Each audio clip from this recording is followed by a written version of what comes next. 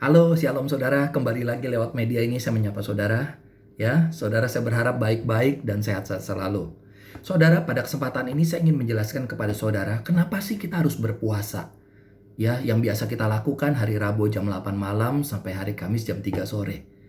Saudara, saya akan bagikan dulu dasar firman-Nya supaya kita mengerti kenapa kita harus berpuasa.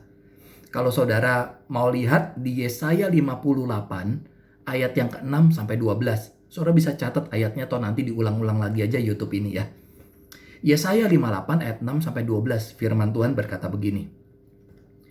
Berpuasa yang ku kehendaki ialah supaya engkau membuka belenggu-belenggu kelaliman dan melepaskan tali-tali kuk. Supaya engkau memerdekakan orang yang teraniaya dan mematahkan setiap kuk, supaya engkau memecah-mecahkan rotimu bagi yang lapar dan membawa ke rumahmu orang miskin yang tidak punya rumah. Dan apabila engkau melihat orang telanjang, engkau memberi dia pakaian dan tidak menyembunyikan diri terhadap saudaramu sendiri. Nah, saudara yang terkasih di dalam Tuhan, jelas dari firman ini berkata, tujuan kita berpuasa bukan untuk diri sendiri, tapi tujuan kita berpuasa untuk orang lain. Ya, Alkitab berkata di sini Tuhan mau untuk kita ini bisa membuka belenggu-belenggu kelaliman.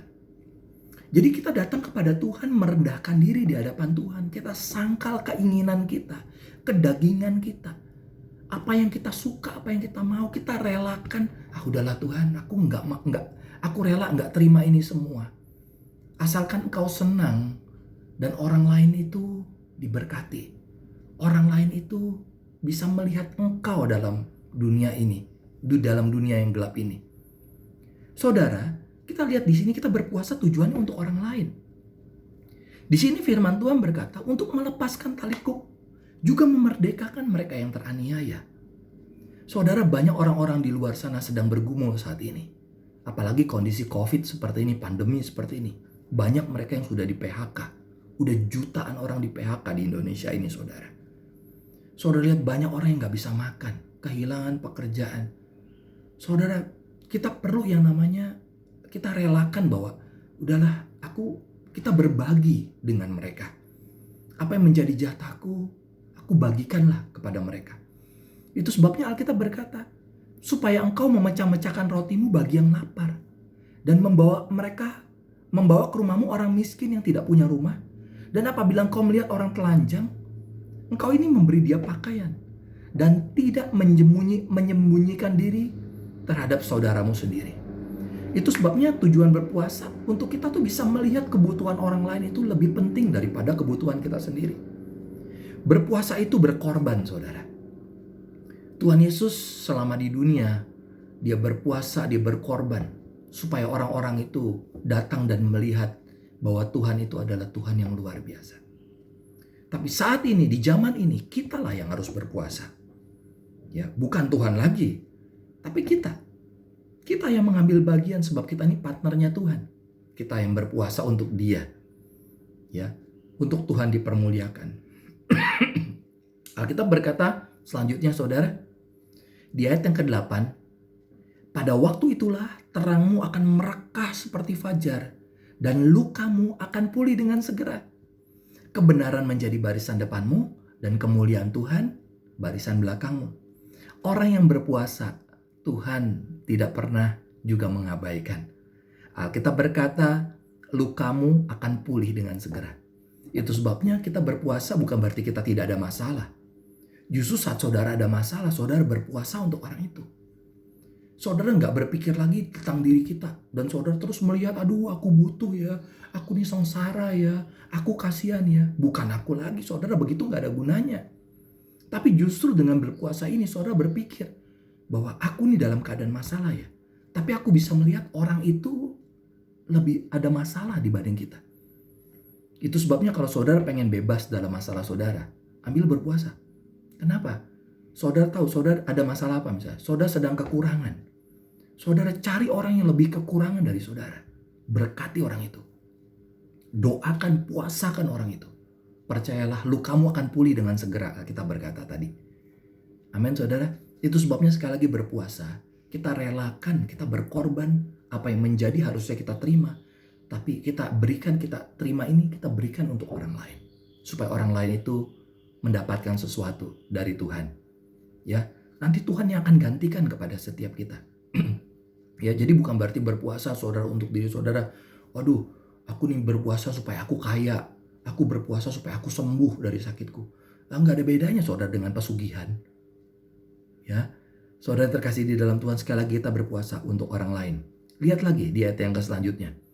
Di ayat yang ke-9, pada waktu itulah engkau akan memanggil dan Tuhan akan menjawab. Orang yang berpuasa, saudara, adalah kita orang yang level imannya itu udah berbeda. Jadi tidak lagi melihat diri kita sebagai sesuatu yang utama, tapi kita melihat orang lainlah yang utama. Dan Alkitab berkata, ketika kita melakukan itu, Tuhan itu akan mendengar, saudara. Ketika kita memanggil, Tuhan akan menjawab.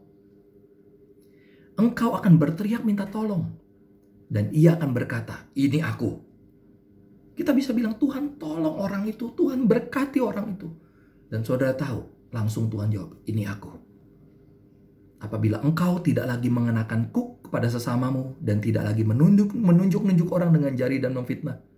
Apabila engkau menyerahkan kepada orang lapar apa yang kau inginkan sendiri, dan memuaskan hati orang yang tertindas, maka terangmu akan terbit dalam gelap, dan kegelapanmu akan seperti rembang tengah hari.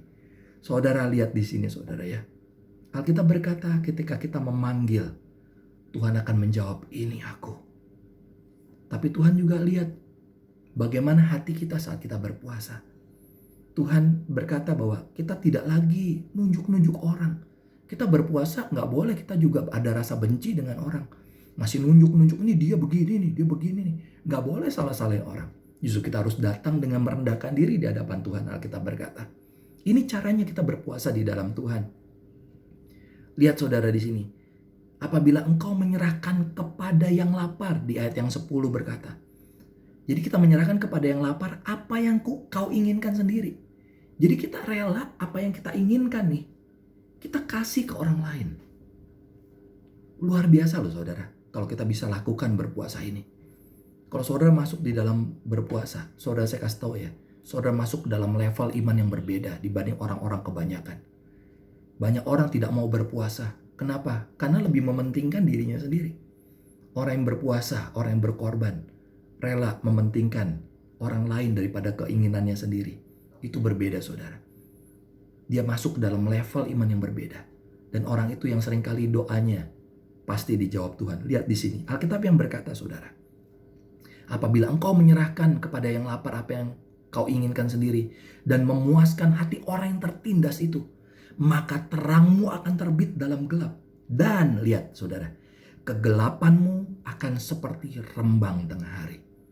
Saudara kalau saat ini sedang dalam masalah ya, saudara dalam hidup saudara dalam gelap, kayaknya suntuk, wah kayaknya gak ada jalan keluar dalam masalah, dalam kesulitan. Saya mau kasih tahu, kegelapanmu akan terbit seperti rembang di tengah hari.